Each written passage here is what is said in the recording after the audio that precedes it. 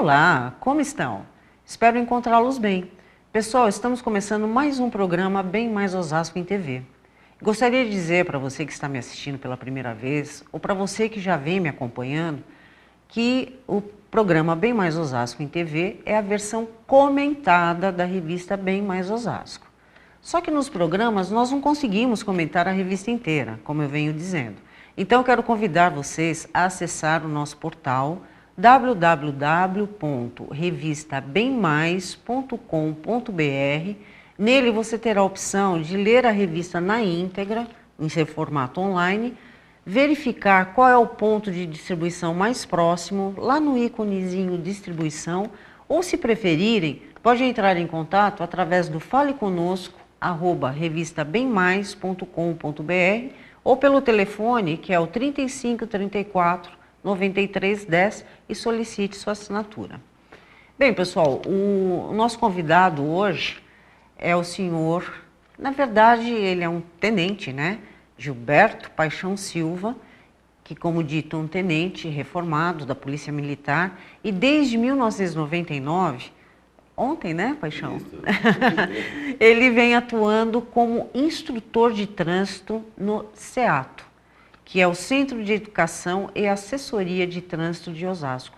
E vai nos dar dicas e esclarecimentos sobre alguns aspectos da legislação de trânsito. Eu não sei se falo nova, porque de tempos em tempos ela é reajustada, não é isso? Então, Tenente Paixão, seja muito bem-vindo ao nosso programa Bem Mais Osasco em TV. Fique completamente à vontade. Eu que agradeço a oportunidade de estar passando aí uma palhinha do saber aí para quem realmente precisa. Com certeza vai contribuir demais com todos nós, porque não só o jovem motorista, mas os velhos também, né?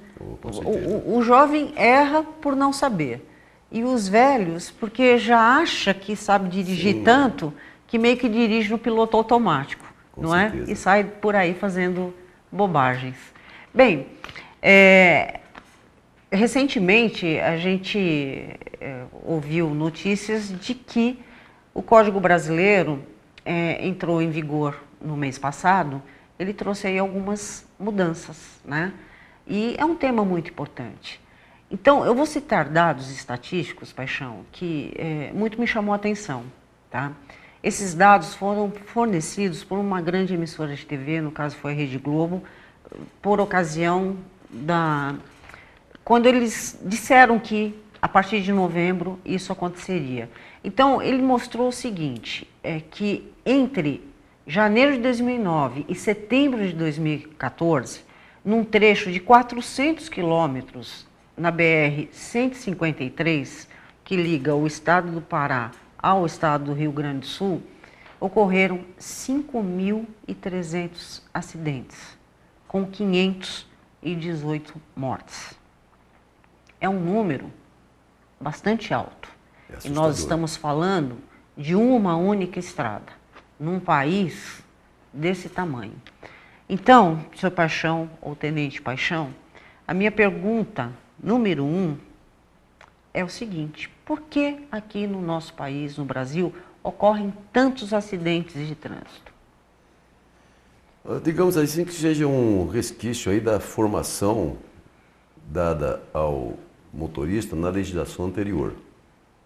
Isso aí, esses costumes de repente passam também para os que vêm chegando de pai para filho e continua mais ou menos aquele mesmismo. Com a nova lei, né, nova que já não é tão nova, ela data de 97, 23 de setembro de 97, entrou em vigor em 98, ela veio justamente para, né, dar uma ajustada nessa situação, mais para, né, digamos, coibir abusos no trânsito para preservar a vida. Então, essa educação nova, ela vem se ajustando de sorte tal a minimizar esses fatores. Quem sabe a gente um dia chega lá, estamos aí a caminho. Mas por que aumenta o acidente? Aumenta o acidente porque aumenta os veículos, aumenta também a população. Sim. E numa razão direta aí, bom, vai continuar acontecendo acidentes. A proporção sim. é similar, né? Bem, o nosso assunto hoje vai girar muito em torno de acidente, de infrações, enfim.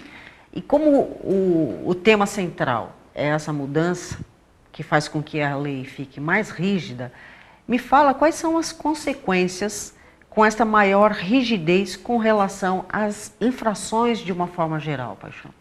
É justamente para impactar um pouco mais, chamar a atenção do cidadão para o razoável, para que ele, digamos, se ajuste quanto à sua conduta, que ele tenha aí a consciência da exposição ao risco altíssimo, inclusive de vida, que ocorre no trânsito. Então, esse é o sentido. Tá. É mais ou menos aquela máxima, o que a gente não aprende no amor, Sim, a gente vai aprender na dor. justamente. Então, dá uma ajustadinha lá para ver se o cidadão entra no eixo. Perfeito. Na sua visão, essas medidas têm como objetivo punir o motorista apenas ou conscientizá-lo sobre o risco de cometer essas tais infrações? Ambas as situações Mas são... mais uma ou Sim, mais outra? mas a segunda hipótese, Conscientização. certa conscientização, certo? Puxando aí para o sentido da responsabilidade. O trânsito não é uma mera aventura. O trânsito é um fator de superresponsabilidade. Então, devemos agir com responsabilidade para preservar a vida, né? Que é nosso maior legado, nosso maior tesouro. Acabou a vida, acabou tudo. Em qualquer momento ele pode, né, acabar com todo esse encanto. E é uma fração de segundos, né? Fração de segundo. Piscar Um de deslize olhos. não tem retorno. É Ou complicado. pode não ter. Também, em seu ponto de vista, Paixão, além da elevação dessas punições, tanto financeira, como até em alguns momentos a pessoa pode ser conduzida a uma delegacia, se vai ficar preso ou não, ainda não sei, né? Mas o que eu quero dizer é o seguinte, além da elevação dessas punições, sejam financeiras, seja ponto na carteira, e dependendo do caso até a prisão, quais outras medidas podem ser tomadas para coibir o motorista a não infringir as leis de trânsito? Acentuar um pouco, carregar a mão um pouco mais na educação, na conscientização das responsabilidades e também a orientação exaustiva dos fatores do trânsito que deve ser dada através da fiscalização. Então não é só punição. Tá. A meu ver, os agentes deveriam agir aí, digamos, orientando exaustivamente e, no limite aí, se for o caso, punir. Entendi. Você disse que carregar a mão no processo da educação. Educação é a Aí base. eu pergunto, essa educação é aquela lá de casa, pai e mãe, né? Sim. Com relação aos jovens, principalmente, ou a educação que a gente tem quando entra numa escola para aprender a legislação, aprender a dirigir. Então, antes de você responder, eu vou chamar o nosso intervalo, Pois não. tá? E aí, no retorno, você dá essa informação para a gente, tá bom? Ok. Pessoal, voltamos já já.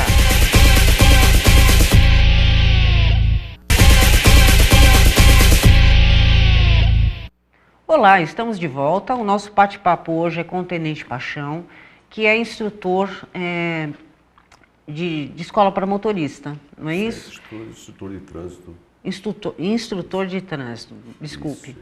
E no bloco anterior a gente está falando sobre punições, coisa e tal, e uma das perguntas que eu deixei no ar é com relação à educação, que a sua recomendação é que ela seja mais efetiva. Certo. Aí questionei, a educação de casa ou o do Centro de Formação de Motoristas, né? Então, por favor...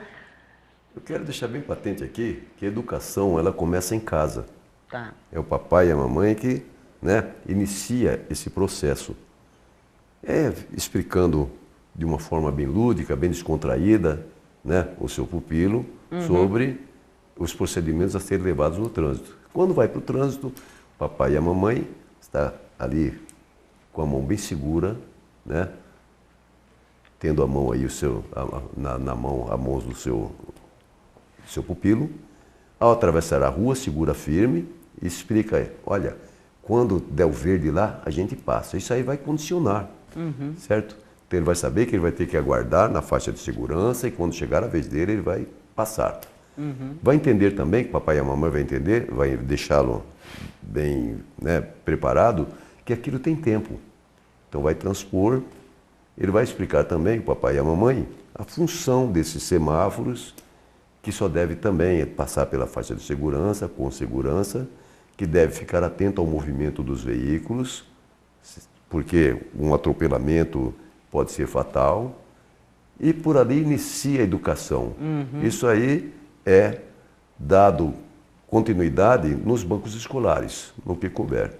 Que é previsto, inclusive, no Código de Trânsito Brasileiro, no capítulo 6, que essa educação deve ser disseminada desde os primórdios da educação até o terceiro grau, como matéria curricular, inclusive. Infelizmente, as coisas não estão aí, né, caminhando ajustes nas conformidades da lei, mas a gente espera que um dia pegue no meu. Perfeito. E por falar em lei, segundo o Código Brasileiro de Trânsito, ao acumular 20 ou mais pontos, o motorista tem a sua carteira suspensa. Qual o procedimento padrão para ter sua carteira regularizada novamente? Em primeiro lugar, ele atingindo os 20 pontos, é baixada uma portaria para fins processuais. Ok. Então, de acordo com a lei, ele terá, sendo julgado culpado, ele terá uma pena arbitrada, que pode variar de 1 mês, no mínimo, a 1 ano. Isso no primeiro processo. Se ele reincidir nessas mesmas falhas durante o ano, vai gerar um outro processo igual. Tá. Tendo 2 processos iguais durante o ano, o segundo começa com 6 meses e pode chegar a 2 anos. Isso aí vira aí uma bola de neve. Uma bola de neve realmente. Então, durante a suspensão arbitrada, ele deve frequentar um curso de reciclagem de trânsito. Esse curso vem a título de reeducá-lo, de formular suas ideias, fazer ele ver aí, né, com mais consciência, os procedimentos no trânsito. Esse curso deve ser efetivado, concluído aí com uma prova, na qual ele terá que ter 70% de aproveitamento, ou seja, tem que ter a 7, senão não vai para frente. Com o certificado aí, com essa nota, ele aguarda a finalização do tempo de suspensão, ele vai consultar a sua habilitação lá, se o exame médico está em dia, se não estiver em dia, já procede lá o exame médico, se for o caso aí o psicotécnico também, e dá entrada lá na autoridade que o cassou e solicita a sua habilitação de volta, simples assim, e vida nova. Perfeito. Espera-se que com juízo, né? A partir de então. Certo. A minha próxima pergunta, eu acho que assim, tem que ser bem conciso, porque a gente já está no finalzinho do próximo bloco, do segundo bloco. Paixão, sabemos que quando estamos com a carteira suspensa, não podemos dirigir, né?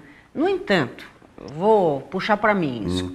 Caso eu, com a carteira suspensa, seja pega dirigindo, o que acontece com os meus direitos com relação à retomada?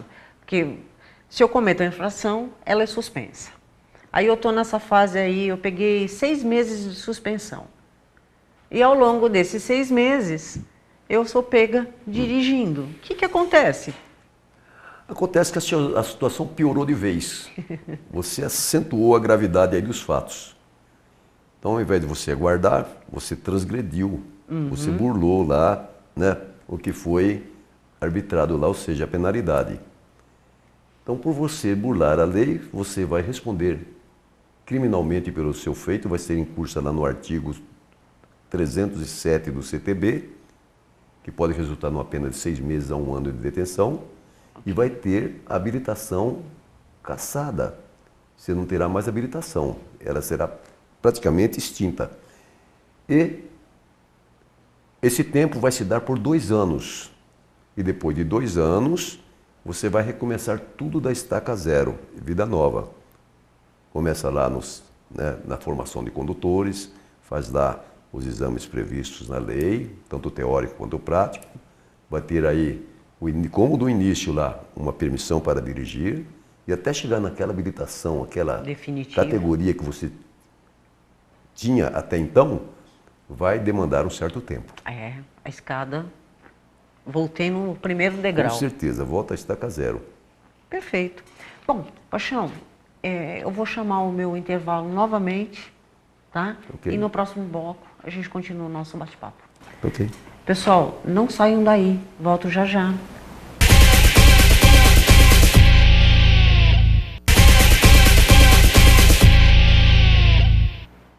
Olá, estamos de volta. O meu bate-papo hoje é com o Tenente Paixão, que é instrutor de escola para motoristas, não é? Centro de formação para motoristas. E a gente está batendo um papo aí sobre infrações, o peso que passará a ter, porque, como eu disse em um dos blocos, o que a gente não aprendeu até agora no amor, a gente vai aprender na dor. Infelizmente. Não é? Mas a gente tem que aprender de alguma forma. Com certeza. Não é? Sendo assim, Paixão, dando continuidade ao nosso bate-papo, por exemplo, de novo, se eu for fragada, dirigindo embriagada, eu vou presa diretamente? Sim ou não? Sim, você estará em estado de flagrância. Você está aí, né, cometendo, no caso aí, um crime, Tá. que é embriaguez. A figura aí é prevista lá no artigo 306 do CTB.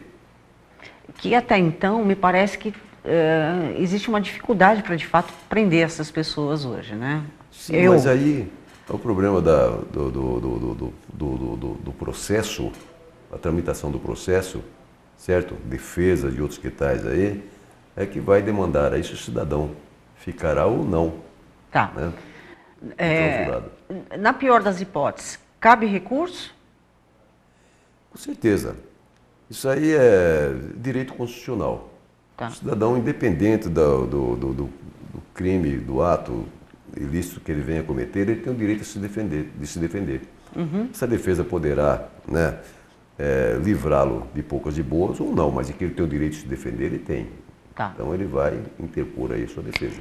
E digamos que a decisão do final do recurso que eu entrei seja deferido a meu favor. O que acontece com os pontos na minha carteira, com o dinheiro que eu paguei da multa, a fiança, sei lá? Vou deixar bem claro que há dois fatores envolvendo aí o assunto. Tá?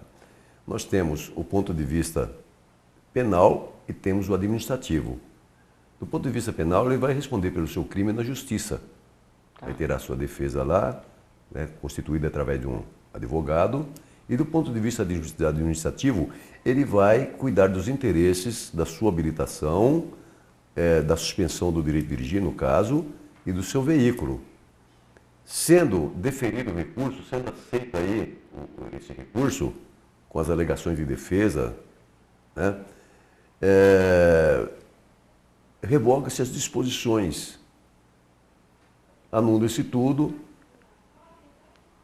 é arquivado o processo, não se falará mais em punições e o dinheiro pago da multa será repatriado para sua conta corrente no prazo de 60 dias. Essa conta deve ser indicada por você, deve ser uma conta pessoal e estará resolvida a situação. Perfeito. Eu vou fazer uma pergunta meio que óbvia, eu diria beirando a infantilidade, mas é o seguinte, hoje em dia a gente percebe que as pessoas estão cada vez mais apressadas, né? Não se sabe porque se estão atrasadas ou se a gente absorveu esse sentido de urgência, porque tudo para nós hoje é urgente, é sempre para ontem, né? Então, Paixão, essa pressa acaba fazendo, nos induzindo a cometer diversas infrações. Quais são suas dicas para que esses motoristas, e eu me incluo, que às vezes a gente também sai por aí fazendo doideira, né? Que a gente seja mais consciente e que não faça tanta bobagem por conta da pressa. A palavra mágica é administração do tempo. Saia de casa com tempo elástico, com tempo bem folgado, já fazendo aí, traçando essa linha de raciocínio, o que terá que fazer, incluindo aí o percurso que vai percorrer aí com o seu veículo até o seu destino, e tenha sempre rotas alternativas, tenha sempre um trunfo na manga para ser colocado em evidência. E assim evitará todas essas correrias, essas imprecisões, todos esses desatinos que podem dar com os burros na água, né? Pode finalizar o processo de vida. Tá certo. Bem, Paixão, estamos chegando ao fim, então assim, para finalizar o nosso bate-papo, vamos orientar os motoristas novatos, não é? Porque quando eles têm a primeira habilitação, na verdade eles têm uma carteira provisória, né? Quais consequências ele tem ao superar o limite máximo de pontuação, caso ele esteja nessa situação? Seja bem breve, dê o puxão de orelha aí no nosso motorista. Você, motorista novato, que tem lá a sua permissão para dirigir, zele pelos seus interesses, preserve-na. Como? Colocando em evidência o que aprenderam na sala de aula, o que foi passado lá nas aulas práticas também, e leve em consideração aí as duras penas que passaram até chegar nesse status. Então, as coisas estão aí cada vez mais caras e dinheiro não dá em árvore. Sim. Dinheiro a gente não acha no lixo.